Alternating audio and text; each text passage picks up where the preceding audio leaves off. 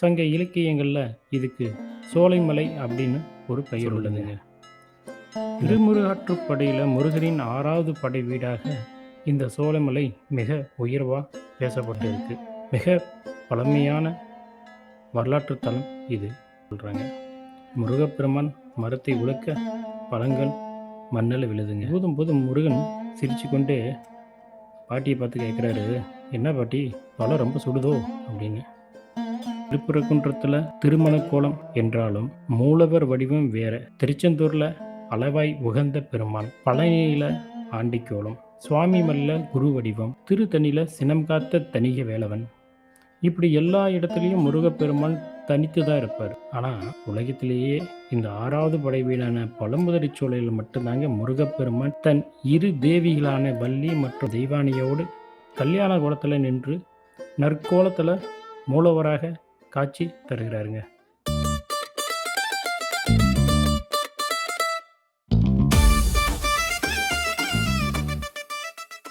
எப்பேற்பட்ட புலவர்களையும் தன் தமிழ் அறிவால் விளர வச்சவங்க தான் அவை பாட்டி. அப்படிப்பட்ட தமிழ் ஞானிக்கு ஒரு சின்ன சிறுவன் வந்து சுட்ட பழம் வேண்டுமா சுடாத பழம் வேண்டுமா அப்படின்னு கேட்டு அவங்களோட தலக்கணத்தையே உடைச்ச இடம் எது தெரியுமா? அதுதாங்க முருகப்பெருமானோட 6வது படை வீடான பழமுதிர் சோலை. ஆனால் இந்த ஒரு கதை மட்டும் இல்லைங்க, மற்ற 5 படை வீடுகளிலும் இல்லாத ஒரு சிறப்பு இந்த பழமுதிரி சோலைக்கு உண்டு. அது என்ன? சங்ககால ரகசியங்கள் என்ன? வாங்க இந்த வீடியோவில் பழமுதிரி சோலையோட முழு வரலாறையும் மர்மங்களையும் அலசி ஆராய்ச்சி பார்ப்போம்.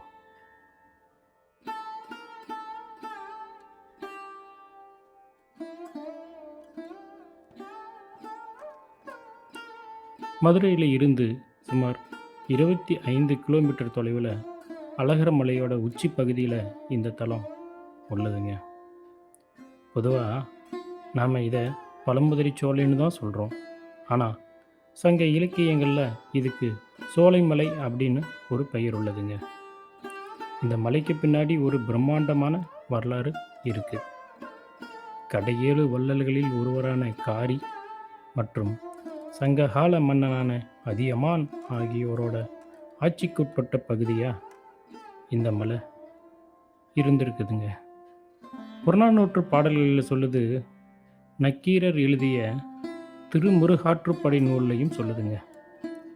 திருமுருகாற்றுப்படையில் முருகனின் 6வது படை வீடாக இந்த சோலைமலை மிக உயர்வாக பேசப்பட்டு இருக்கு. அதாவது கிட்டத்தட்ட 2000 ஆண்டுகளுக்கு இந்த கோயிலோட வரலாறு பழமையானதுங்க. மிக பழமையான வரலாற்று தலம் இது.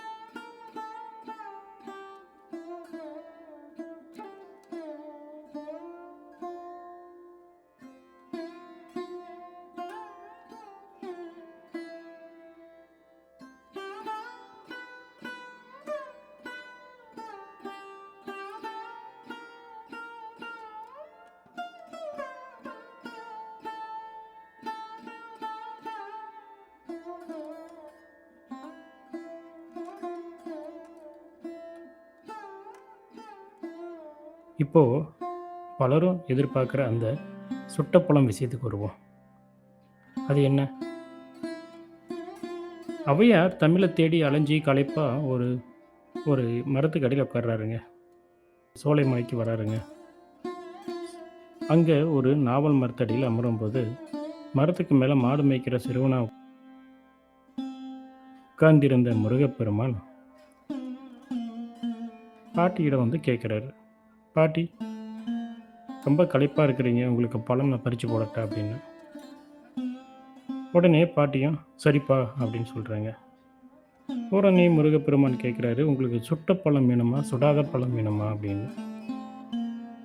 ஔவையார் மனசுக்குள்ள பழத்தில் என்னப்பா சுட்ட பழம் அப்படிங்கிற மாதிரி நினச்சிட்டு, இவன் விவரம் தெரியாத ஒரு சிறுவனாக இருக்கிறானேன்னு நினச்சிட்டு இருக்காங்க.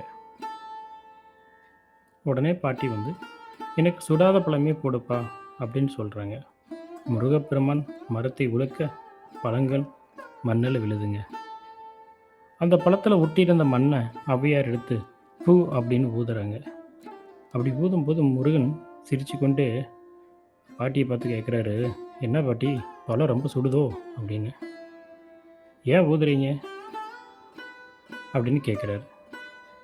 ஒரு சின்ன சிறுவன் மண்ணில் விழுந்த பழத்தில், அந்த பழத்தில் எப்படி மண் ஒட்டி தான் இருக்கும், அதை ஊதும்போது சூடான பொருளை ஊதுறது போல இருக்குதுங்க. இதை தான் சுட்ட பழம் அப்படிங்கிற தத்துவத்தை எவ்வளோ அழகாக விளக்கியிருக்காரு. இதை பார்த்து ஔவையார் வியந்து போகிறாங்க. தன் அறிவை சோதித்த சாதாரண சிறுவன் அப்படின்னு நினச்சிட்டு இருந்தவங்களுக்கு அது சாதாரண சிறுவன் அல்ல, ஞானக்கடவுள் முருகன்னு தெரிஞ்சது. தன் அகந்தையை கைவிட்டுட்டு முருகனை வணங்குறாங்க. இந்த வரலாற்று சம்பவம் நடந்த அந்த நாவல் மரம் இன்றைக்கும் இந்த பழமுதிர் சோலையில் இருக்குதுன்னு பலவராலும் நம்பப்பட்டு வருதுங்க.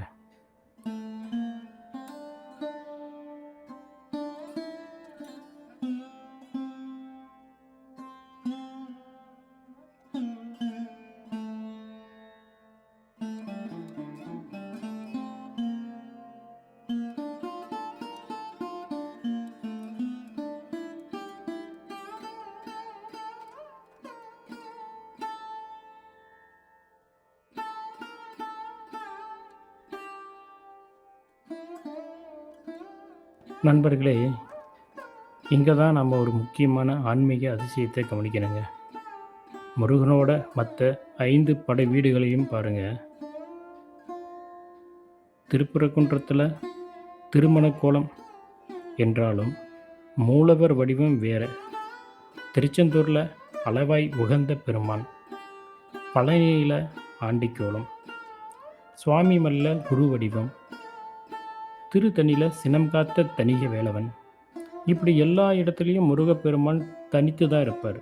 ஆனால் உலகத்திலேயே இந்த 6வது படை வீடான பழமுதிர் சோலையில் மட்டும்தாங்க முருகப்பெருமான் தன் 2 தேவிகளான வள்ளி மற்றும் தெய்வானியோடு கல்யாண கோலத்தில் நின்று நற்கோலத்தில் மூலவராக காட்சி தருகிறாருங்க. அது மட்டும் இல்லாமல் இங்கே முருகனோட கையில் இருக்கிற வேலுக்கு தனித்து வழிபடுவதும், முருகனை தரிசித்தா குடும்பத்தில் ஒற்றுமையும், தடைப்படும் திருமணங்கள் சீக்கிரம் நடக்கும் அப்படிங்கிற பக்தர்களோட அசைக்க முடியாத நம்பிக்கை இருக்குதுங்க.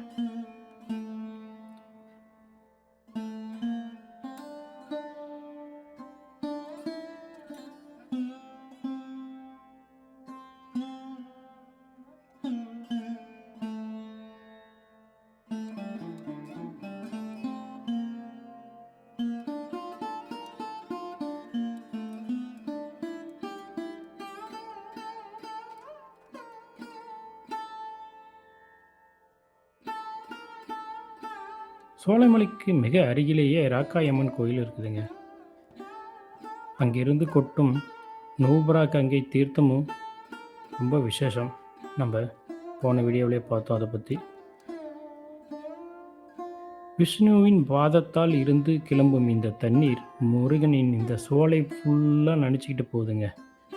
இந்த நீர் ஏகப்பட்ட மூலிகை சக்தி இருக்குதுன்னு இங்கே வர பக்தர்கள் முதல்ல நூபுரா கங்கையை நீராடிட்டு ராக்காயம்மனை வழிபட்டுட்டு அதுக்கப்புறமா சோலைமலையில் உள்ள முருகனை தரிசிக்க வராங்க அப்படின்னு சொல்கிறாங்க.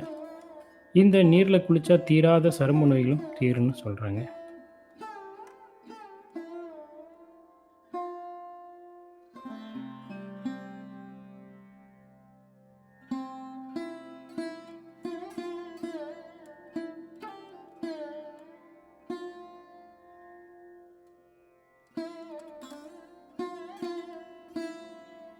அகந்தையை அழிச்சு ஞானத்தை அள்ளிக் கொடுக்கின்ற ஒரு அற்புதமான தலம் தாங்க இந்த பழமுதிர்ச்சோலை.